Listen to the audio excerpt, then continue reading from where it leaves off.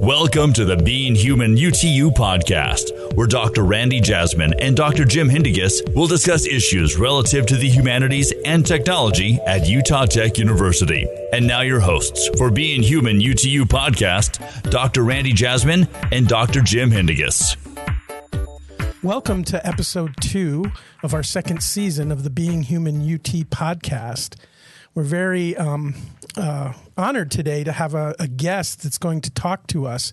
We have Adam Dorr joining us, and Adam Dorr is an environmental social scientist and technology theorist at Rethink X, a think tank that's doing some really interesting and innovative investigations into disruptions in the areas of energy, transportation, and food. And he's going to share some of his ideas with us. Adam Dorr was here on the Utah Tech campus a couple of weeks ago and talked to the faculty and gave a presentation to the university community. And we are really happy that he's going to share some of his ideas with us today. Welcome, Adam. Thank you very much for having me. I think maybe we want to start off by, if you could just give us a little bit of an overview of the kind of work that you're doing. Like I said, it's very innovative, it's very interesting, but at the same time, it's critically important too. Sure. Well, Rethink X is an independent think tank, and what we focus on is trying to understand disruptive new technologies and the implications of technology disruption in major parts of our lives, and what that may mean for civilization at large, looking out ahead over the next 10 to 20 years. So the work that we've done over the last several years has focused on 3 major sectors of the global economy: energy, transportation, and food. And we've tried to look at the technologies that are poised to disrupt each of those 3 sectors. So what our analysis and our research is showing is that we're right on the cusp. We've really begun already with energy, but we're right on the cusp of major transformations, quintessential technology disruptions of those 3 pillars of the global economy and modern civilization. And so it's quite an extraordinary moment in human history. The clean technologies most of us are aware of in energy are solar power and wind power, and also batteries. The technologies we're looking at in transportation are electric vehicles and autonomous driving technology and ride hailing. And in food, this is an area where many folks are a little bit less familiar. The 2 major families of technologies that we're looking at are precision fermentation, which is the production of proteins and fats and other molecules using microbes. So it's the combination of precision biology, which is cutting edge, with the age-old technology of fermentation. And cellular agriculture is the second food technology. That is the technology that is beginning to allow us to make meat and other animal products, but without the animal, directly from the cells in the quote-unquote lab environment. And so it's those technologies that we've been analyzing and that we are projecting will completely transform energy, transportation, and food over the next decade or 2. Yeah, and I think as you say that, the food one definitely is one that people are less familiar with. But I think you mentioned when you were here that, if we've eaten an Impossible Whopper, then we've participated a little bit in this technological advance. Is that right? That's right. That is one of the first very high-profile products to reach the market that uses precision fermentation technology. So a small percentage, 2 or 3%, I believe, of the Impossible Whopper, the Impossible Burger, and Burger King, their version of it is the Impossible Whopper. But the Impossible Burger is made with an ingredient called heme, which is, to my understanding, the secret sauce produced with precision fermentation that gives the Impossible Burger such a convincing flavor. And so it's been a very, very successful initial launch of that technology into the food space. But I should mention that the technology has been used in other industries for many years. It's a technology that's been in development for a long time. It's just that the results were too expensive to be viable in food markets, in food products, in the markets for those goods up until very recently. So one of the first major uses of precision fermentation was to make insulin. But that was viable because even though it cost millions of dollars per kilogram several decades ago using this technology, it was still viable commercially because you're making medicine, and very small amounts can be viably sold for a lot of money.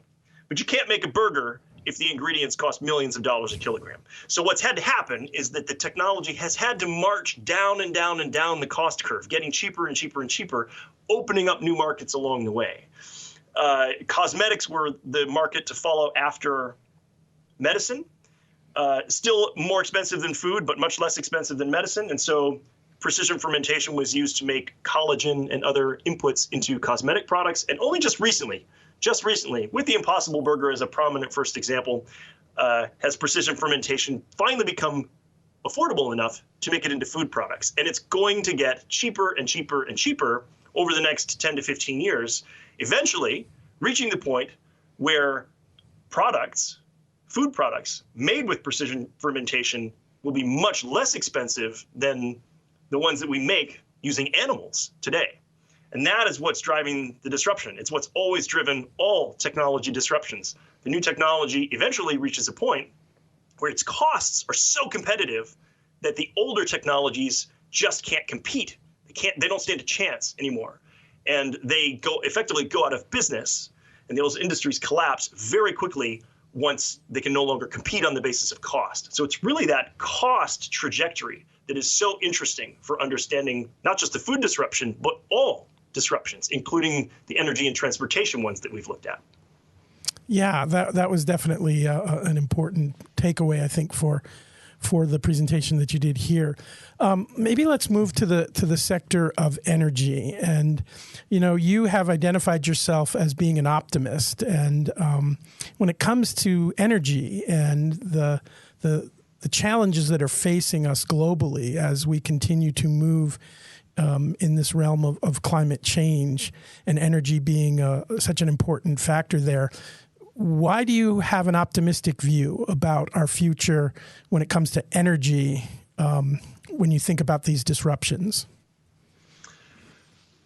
Well, our research showed that there are many ways, there are many different combinations of clean energy technology that will allow us to meet all of our energy needs as a civilization without reliance on fossil fuels, for example. We're very concerned about fossil fuels, of course, because of the greenhouse gas emissions that they produce and contribute to climate change.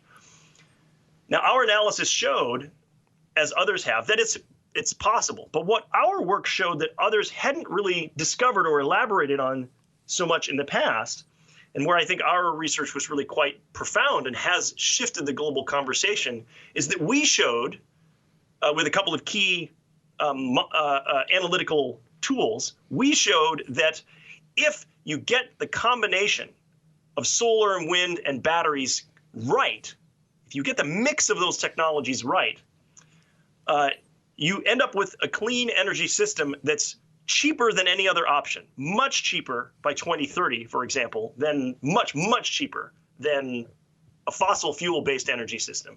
And it has the extraordinary property that the clean energy that's produced out of this system is super abundant relative to today.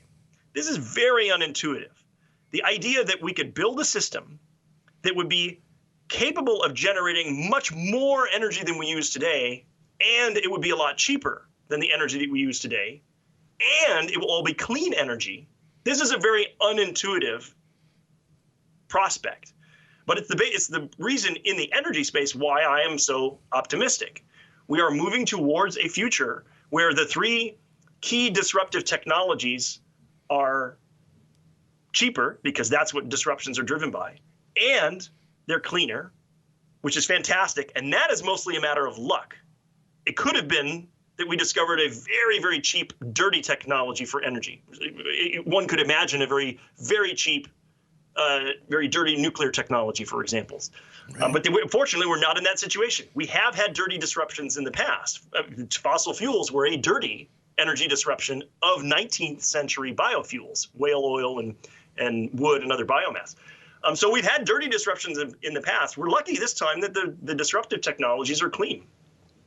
But more than that, we're going to have an energy system where there's a huge surplus of electricity, clean electricity, that gets generated for most of the year. And that's thanks to solar panels in particular having basically no operating, maintenance, or fuel costs for very, very, very low. What we technically say is that there is a near zero marginal cost of electricity from solar power.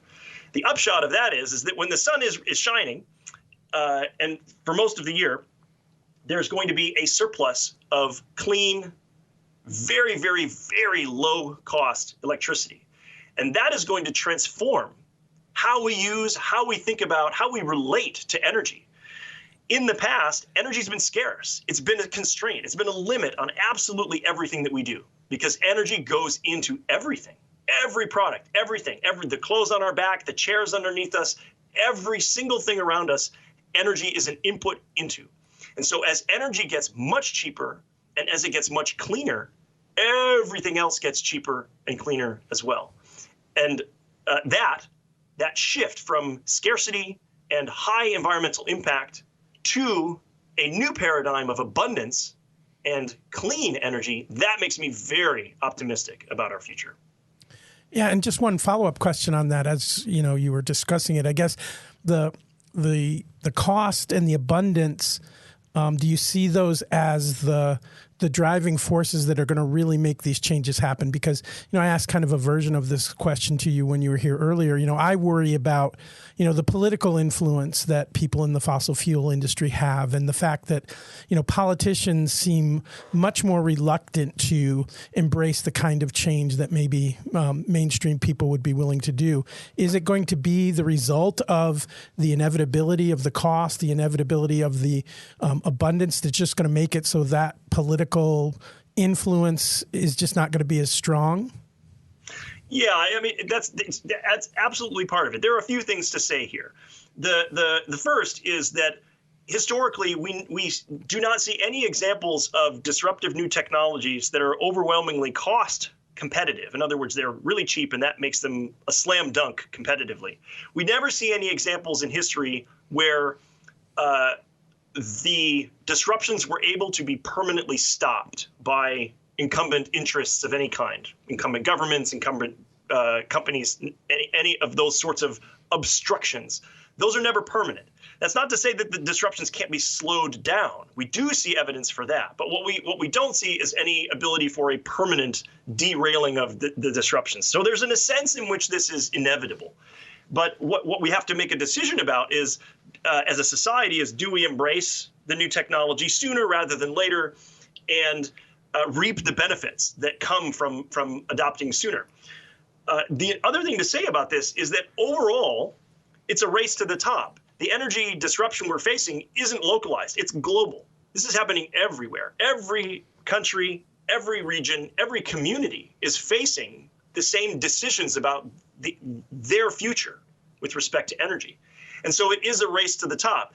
Those regions that choose to be early adopters, that choose to embrace rather than resist or delay or obstruct these new technologies and their disruption, they will lead. They will obtain those sort of first mover advantages.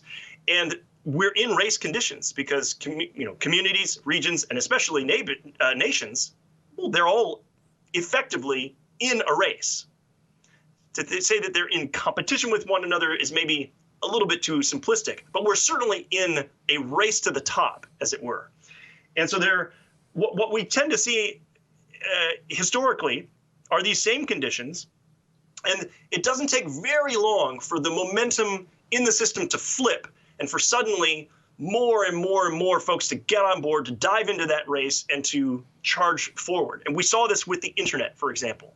there was some resistance originally in the 1980s, in the 1990s, very early days of the internet. The incumbent interests obstructed many of the changes that were imminent. But eventually, the race to the top forced everyone to get on board with those changes, and the rest is history.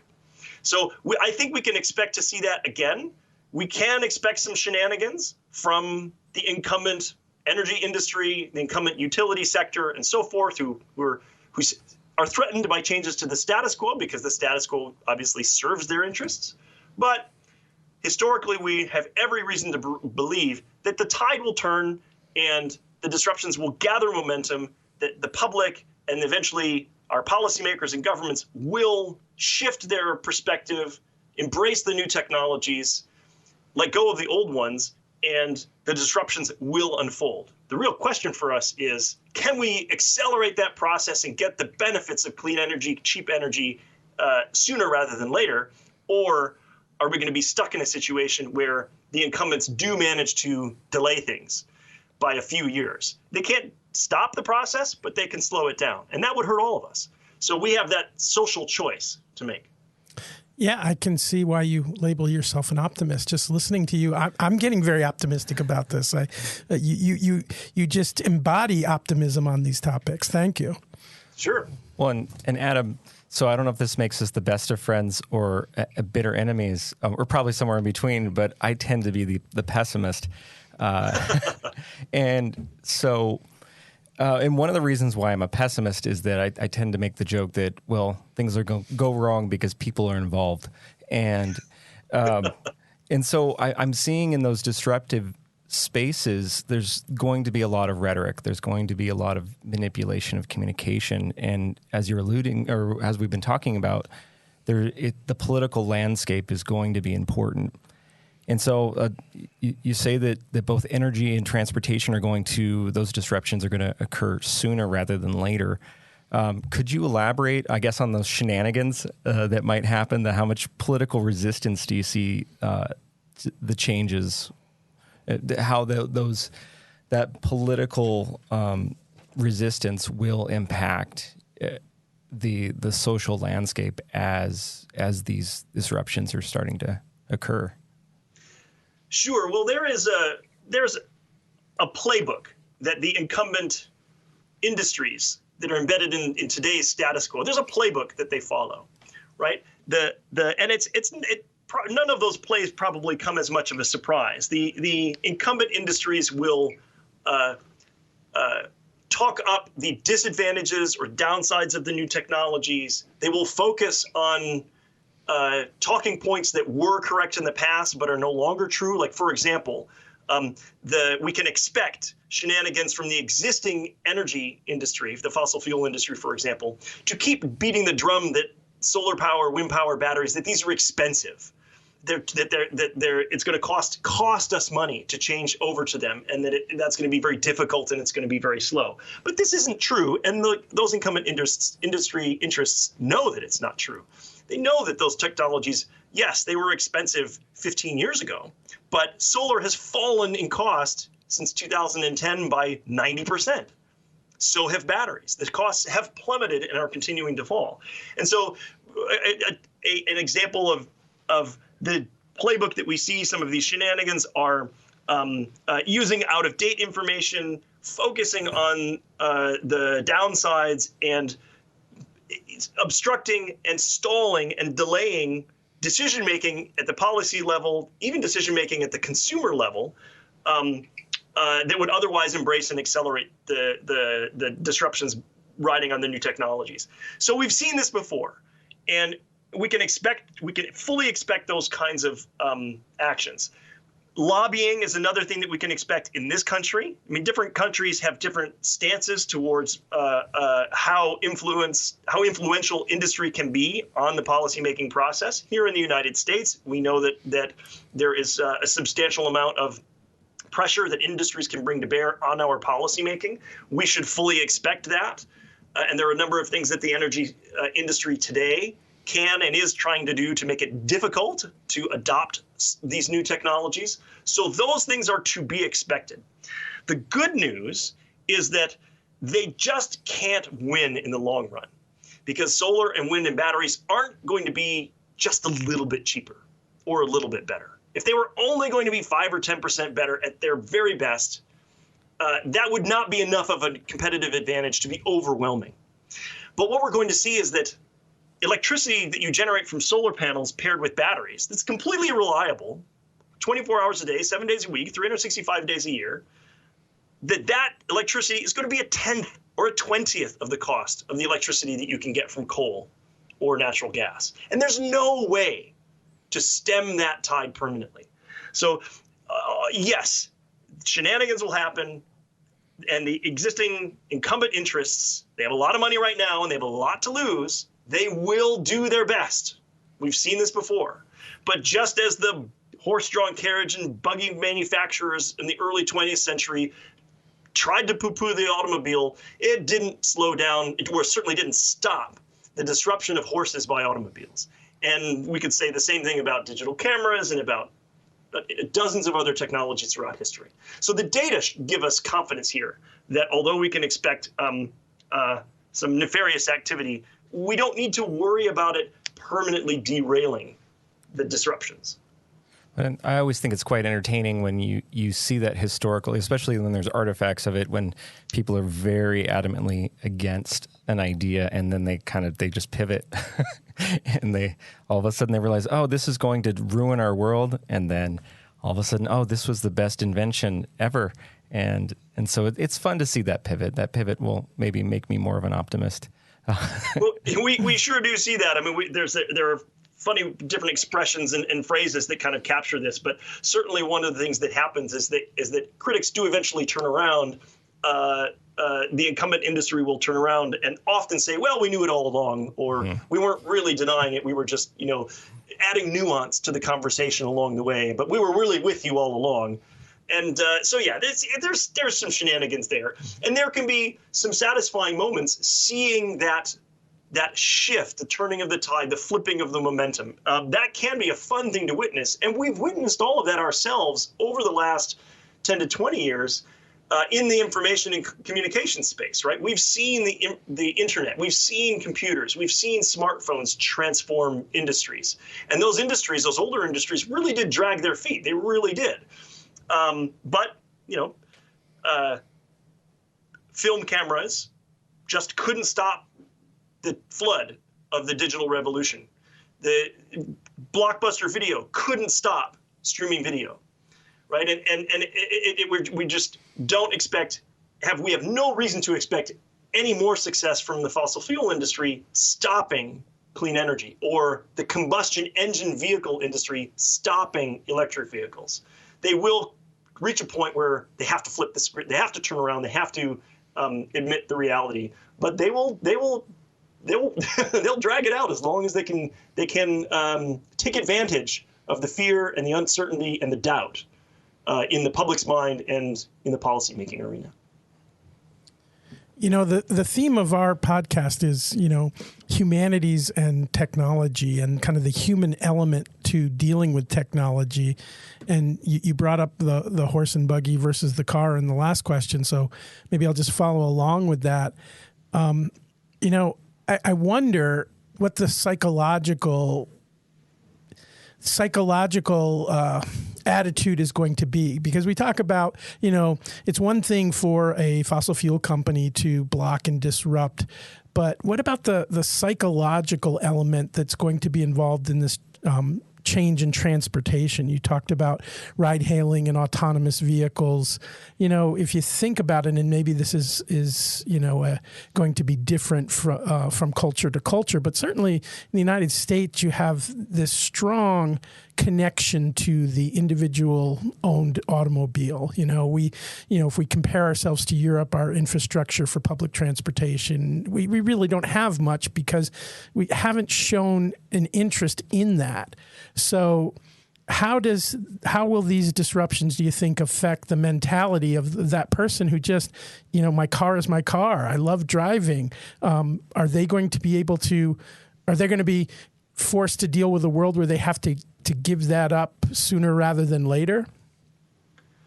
Well, we think it's going to be a choice. I mean, that's what new technologies ultimately do. They create a new choice. They open up new possibilities for us.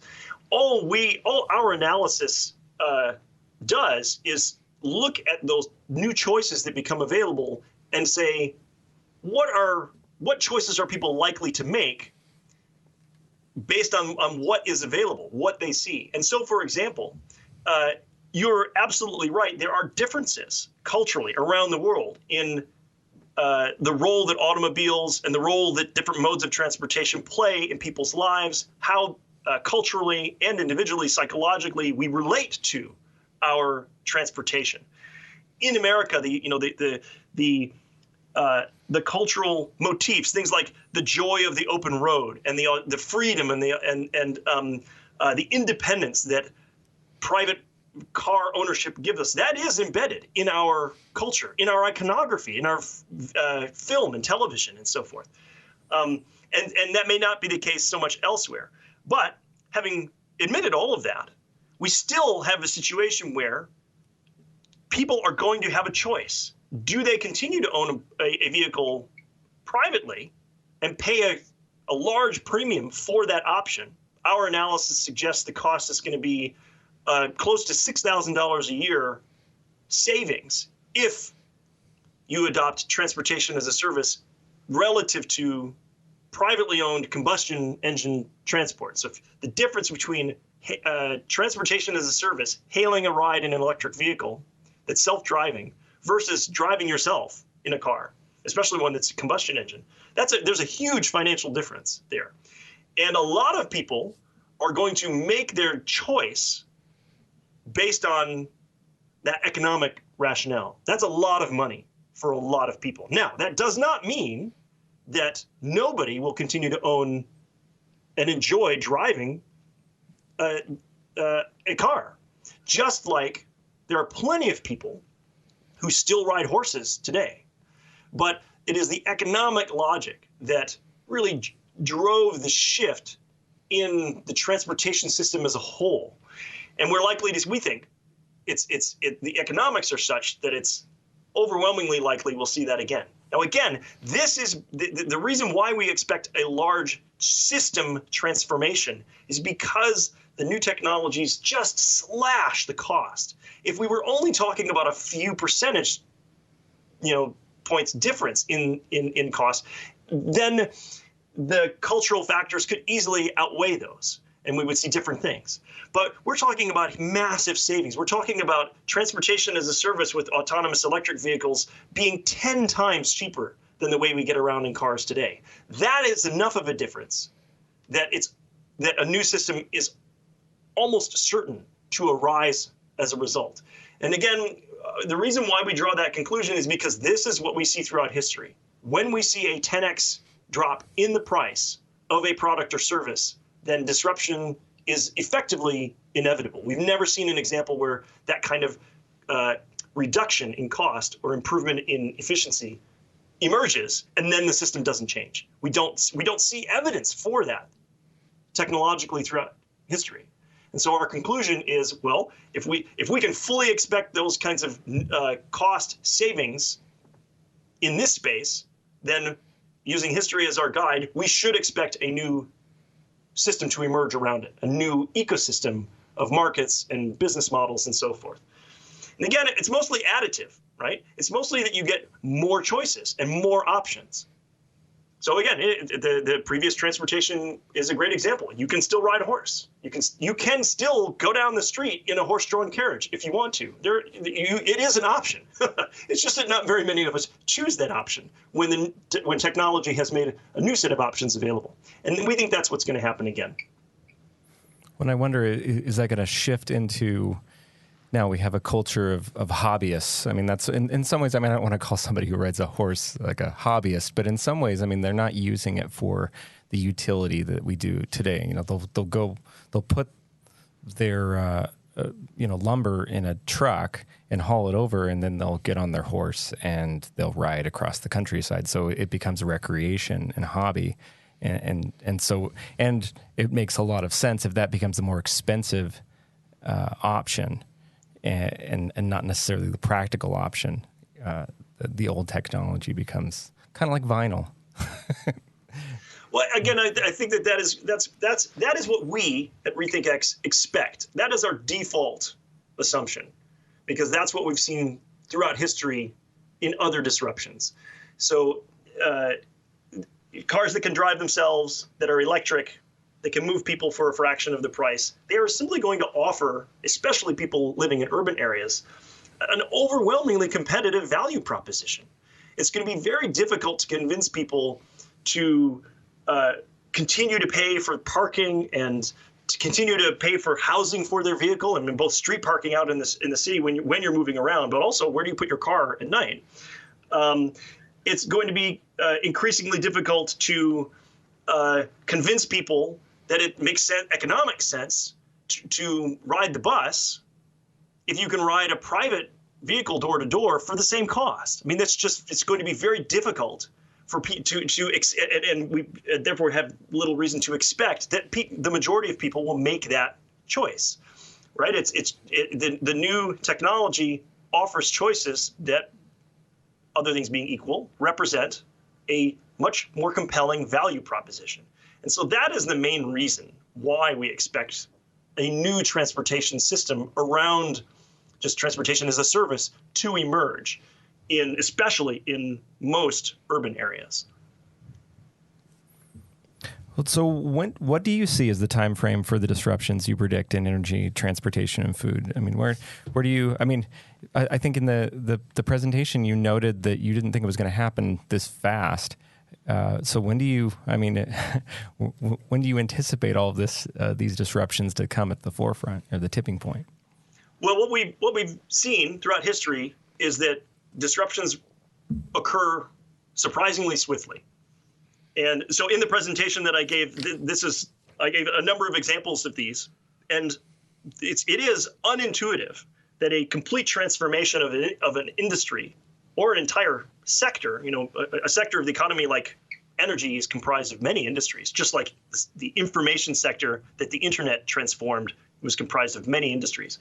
But disruptions can happen at the level of the sector, at the level of the industry. We see again and again that these total transformations happen in just 15 years or so, give or take. It can be as little as 8 or 10 years in some of the very fastest instances. It very seldom takes longer than 20 years. And this is quite unintuitive. The transportation disruption from horses to automobiles is a good example of this. So in the early 1900s, 1903, 1904, 1905, automobiles were brand new. And if you were living in a place like New York at that time, where horses were the dominant mode of transportation, and of course they had been for centuries up until that point, you could look around and say, well, there's no paved roads. There's no infrastructure for automobiles. There's nowhere to get your automobile fixed. I mean, where are the repair shops? Where are the gas stations? What are the rules of the road? Does anybody even know how to drive one of these things? There are no traffic lights. There's no infrastructure at all. There's no regulatory framework. Who could possibly imagine that it would only be 10 or 15 years before everybody is driving a car? It's so unintuitive. And yet, what we see again and again throughout history is that it only takes 15 years or so for these massive transformations to occur. The internet is a great example. We've all just lived through that. I mean, in the early days of the internet, in the early 1990s, for example, I'm old enough to remember many of us talking about these things and saying, well, gee, who is ever going to be crazy enough to buy something through their computer? Who's going to put their credit card into a website? Who would be dumb enough or crazy enough to do that? How are you ever going to watch a television show on your phone? How are you going to watch a television show on your computer? I mean, it's easy to forget, but it wasn't that. In the early 1990s, digital music was brand new. Streaming video didn't exist yet. So it was almost unthinkable that we would have a complete transformation of those industries within just 10 or 15 years. And yet that's exactly what we've all just seen. We've all just witnessed that in our own lifetimes. And history shows us that we've seen this again and again and again. So we simply have every reason to expect the same pattern this time around with these new technologies. Using history as our guide, that's what we see. And the curves, if we actually plot the data, like the adoption and the market share of these new technologies, they're right on target. They're perfectly on target. They're just marching right up the exponential curves, which is the first half of an S-shaped curve that we always see with disruptions. Disruptions follow an S-shaped curve. They start out accelerating and getting steeper and steeper. The curve swoops up in an exponential, and then as the new technology starts to saturate the market, it slows down and levels off, creating an S-shaped curve. We see that same pattern again and again and again. And it's almost never a pattern that takes 50 years or 100 years to unfold. Very, very few technologies are like that. Mostly it's somewhere between 10 and 20 years. And if we plot the curves today for energy and for transportation and food, if we plot them and project them forward, then it's looking like it's going to be 15 years for these. That's what the data say. Inevitably, we're going to come to a situation where, again, taking human beings into consideration here, inevitably we're going to get to a situation where there is going to be a disruption in labor, in the way that people work. A lot of the technology that you've talked about, along with bringing a lot of other positives to the table, it's also going to mean there's going to be a lot of automation when it comes to work that needs to be performed. So I know that when you were here, you had said that your group has not done a lot of research into this disruption in labor, but could you talk a little bit about some of your ideas about how technology, artificial intelligence, and this move forward that you have very convincingly laid out for us as being not just inevitable, but being rapid? How do you see that influencing labor and the workforce? Yeah, this is a fantastic question, and it is really the elephant in the room right now, especially over the last couple of years, and even just the last few months. We've seen truly spectacular examples of these new artificial intelligence technologies coming to fruition, basically. So we have the transformer-based language models being used to do incredible things like create art, something that frankly, even just 5 years ago, we were very skeptical that artificially intelligent systems, that software would be able to do with any facility anytime soon. I mean, 5 years ago, if you'd asked me, I would have been very hard pressed to believe some of the things that we're now seeing every day in the news with these new AI technologies. One thing that my team has been saying for a decade or so, the people on my team, Tony Seba, one of our co-founders, myself, and in our different publications, we've been saying that autonomous driving technology, so the AI that allows a car to drive itself, that would be the tip of the iceberg, right? That would be the pebble that triggers the avalanche of automation across many other industries and in many other applications. Once you have the software brain that is capable enough to drive a car in traffic in LA or Manhattan or something like that, then it is fairly straightforward to see how that same software brain could be adapted to many other environments, to working in a warehouse or a retail space or performing lots of other types of labor throughout the economy. Now, my team, as you mentioned, we have not published anything on this topic yet. It is something of great interest. A lot of people are looking at this. We're very concerned about getting this right, and so we haven't published our own internal research on this yet. But we are certainly thinking about it. We're trying to understand, what does the road from here today and an end point where a substantial fraction of human labor has been automated, where effectively machines, robots basically, but machines of all kinds, are doing the toil and drudgery instead of human beings? What does the road between now and then look like? Because imagining the end point, imagining a future where machines do most of the difficult work, that future is something that we have been imagining for a very long time. Science fiction has been imagining futures like that for a century or more. Anybody who grew up watching Star Trek is familiar with the idea of a future in which human beings don't have to do the toil and drudgery. Machines do that. And as a result, we have a tremendous amount of productive capacity. We have a tremendous amount of prosperity. The real question is, what does the journey from where we are today and the organizing system and the production system that we have, how we organize society, how we allocate resources, how we allocate the rights and the entitlements to purchasing power, in other words, to claims against what society is able to produce and generate. Right now, we do all of that through a complex set of social arrangements that involve agreeing to work a job in exchange for income, and then using that income to purchase things in open markets. Many of those things that seem so fundamental, they seem like laws of nature, they seem like gravity, they may change. We're looking at moving into a future where fundamental elements of society and civilization as a whole will change. The question is, can we navigate that and change in a way that maintains social stability? Or is that journey from here to there going to be so bumpy that we have enormous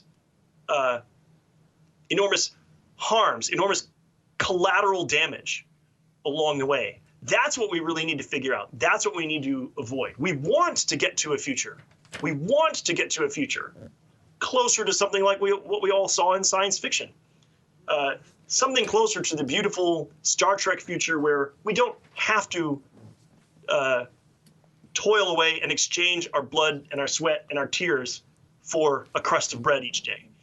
We want to get to that prosperous future, a future that my team calls an age of freedom, where we have the choices and the freedom to explore and express and create, rather than the condition that we have today, where many of us are stuck working, toiling in occupations or jobs we don't really want, just in order to get by.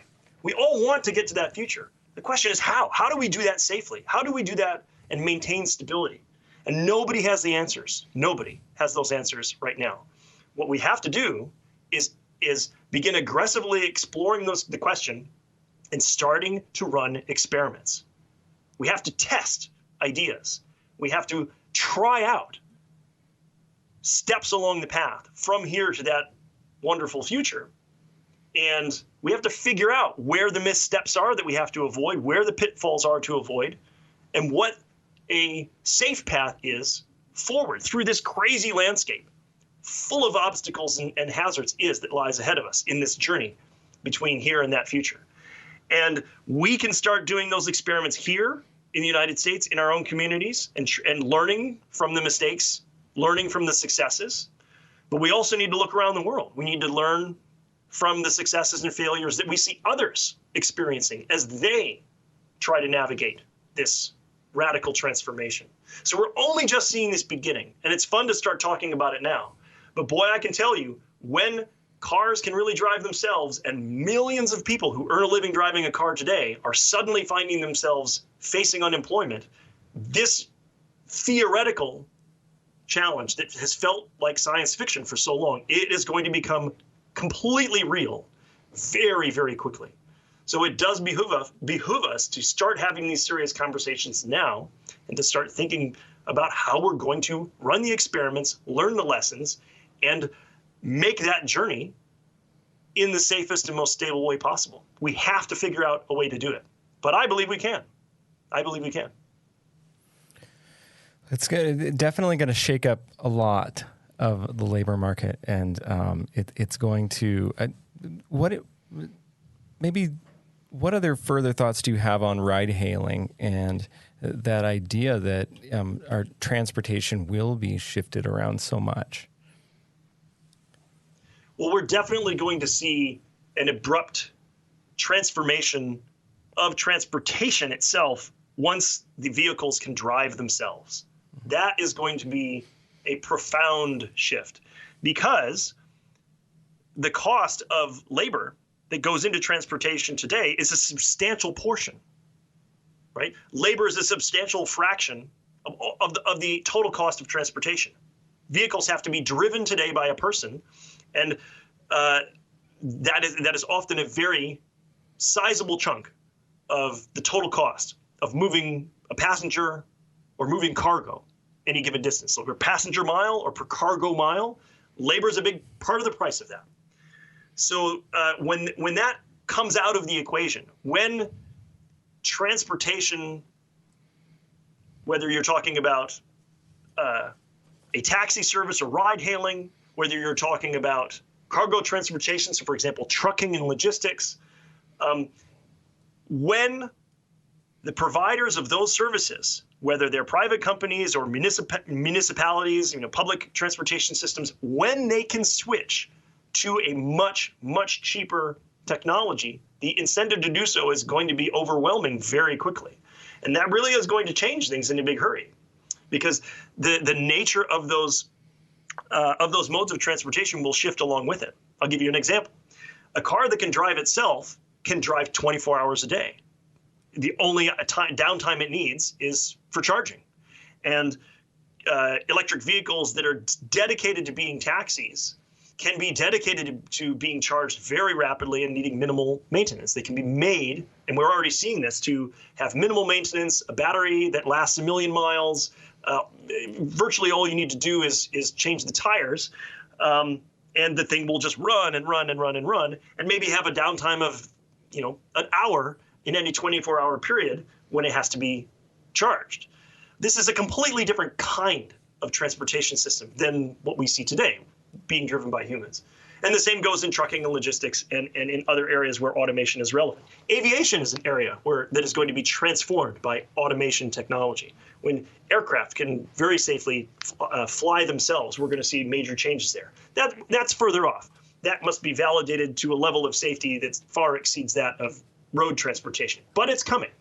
And so we can fully expect a very rapid, as we talked about, and a very comprehensive transformation of these sectors of our economy. And the ripple effects of the ripple effects extend into every aspect of our lives, if nothing else, economically.